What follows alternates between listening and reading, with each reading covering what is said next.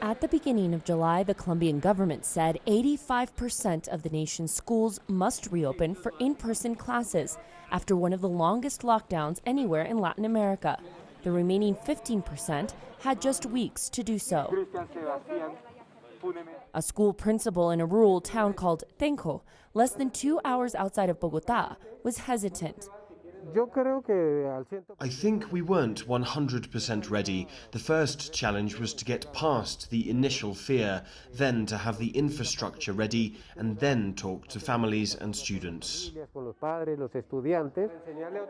Principal Mendez said he had to accept that reopening won't be perfect. The Enrique Santos Montejo School has decided to start by opening 3 hours a day with 800 students who study at this campus. One issue is too many students in the classrooms that are too small. Many public schools are like this one, accustomed to more than 40 students in rooms this size or even smaller. It makes social distancing impossible. So dividing classrooms and staggering schedules are just two strategies for coping. But one Bogotá teacher points out that those who aren't in schools must continue virtual classes, often with inadequate equipment.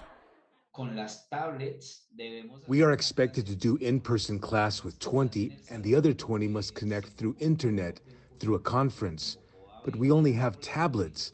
And through a test last week, we realized the sound is terrible, and the kids cannot see the board.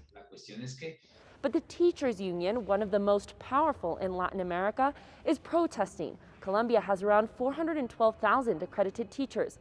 While the majority have received their first vaccine dose, their union is demanding more improvements before its members head back to classrooms.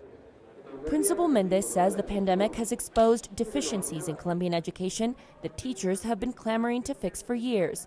But the goodwill of teachers doing their best despite the circumstances, he says, is what keeps the school going. We have asked for better internet connections. In fact, virtual learning was done thanks to the teachers' connections at home and their equipment, because the government never prepared us for this virtual learning, and I recognize the teachers' goodwill in all of this. Doing their best, sometimes with their own equipment, is their only option. Michelle Begue, CGTN, Tenjo, Colombia.